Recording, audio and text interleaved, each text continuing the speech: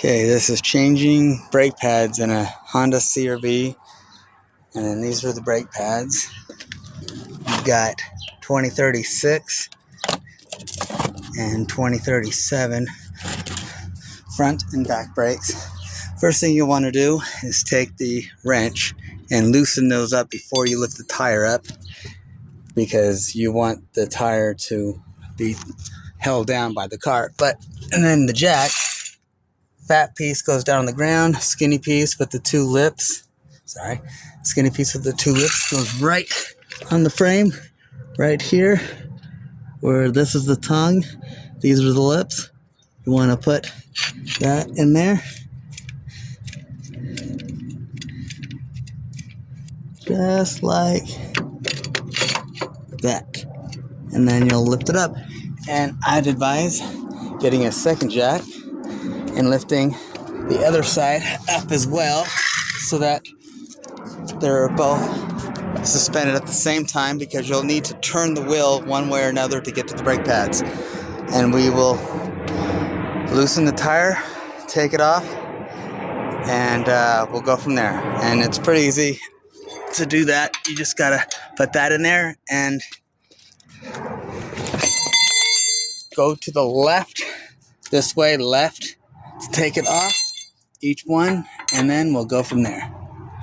Okay, this side is lifted up, tire just over that one. I haven't taken off those bolts yet, but there's two different jack sides you can use. This one makes it an easy, like click, click, click, click, click, like that, to go into the socket wrench.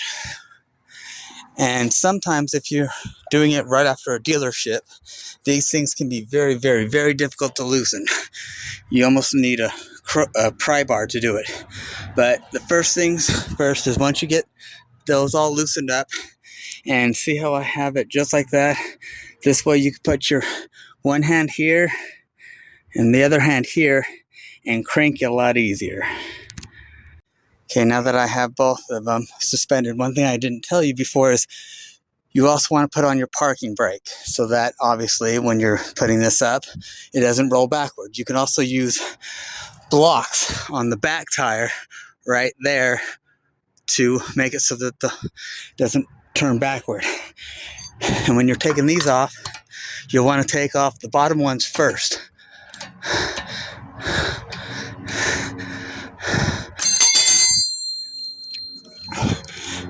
Because if you take off the top ones, the bottom ones will be a lot harder to take off, and you'll want to do it in a star pattern as well.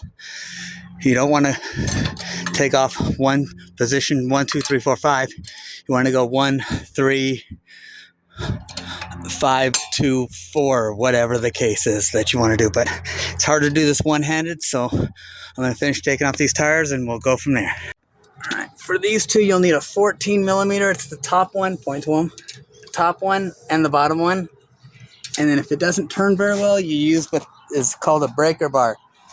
The longer the handle, the easier it'll be to come off. You'll take the bottom one all the way out. You take the top one out too? Oh, yeah. So you take them both all the way out.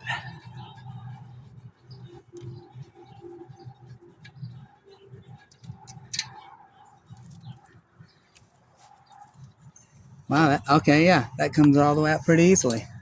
You just put it up the side, but you don't want to pull out, because that line right there is for the brake line. And then you just literally pop it out.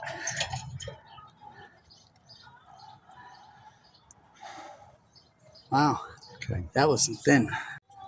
So this is it recording? So this is disc brake. You just want to slide it on to prevent squealing.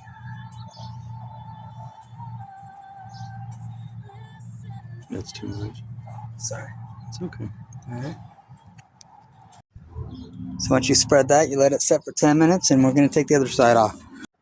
Okay, now you're going to reclamp.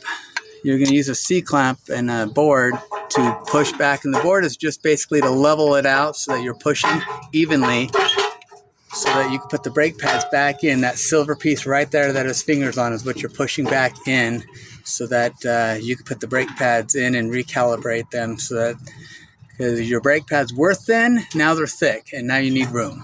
Okay, so once you get it in there, you'll want to get the clip on there like that, and then just slide it and then push it in. Clip down, just shove it in there like that.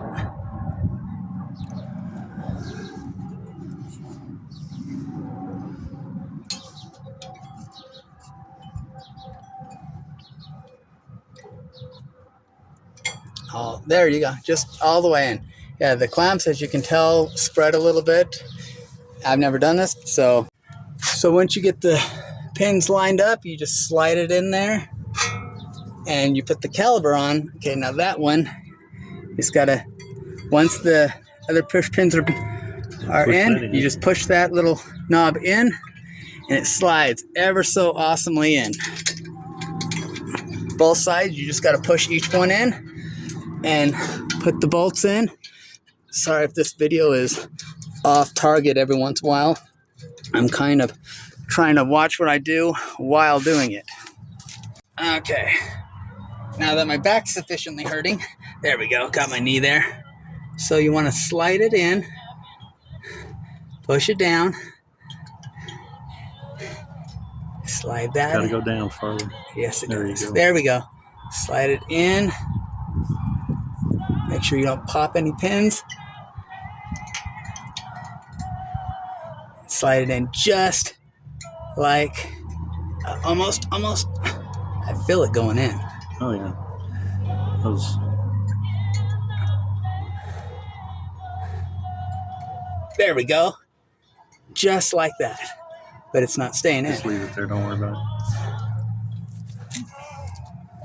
So in closing, once you have the new brake pads in there, the caliper's on, the caliper pin pushed back as we showed you in the video, you tighten the bolts back up. Once you got the caliper on the brake pads, it should line up very easily, and then you just put the tire back on and you're done. So all you needed was one 14 millimeter for the brake caliper and whatever millimeter wrench to take this off, which is in your tire kit, and your wrench. So just 3 tools total.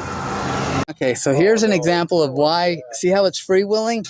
This is why you loosen the bolts before you lift the car up. Because if you lifted the car up first, you would not be able to take the bolts off because they'd be too tight. So that little turn that you saw is why you loosen the bolts before you lift the car up. And to close it all out, when you're done, make sure you pump the brake pad or brakes before you even go anywhere to get the hydraulic fluid to push back the piston that we push back with a D-ring, C-ring, back to usable. Otherwise, you're going to be driving down the road without brake pads, at least for a few pumps. But once it's stiff again, your brake pads are in order, and you can drive clear and free.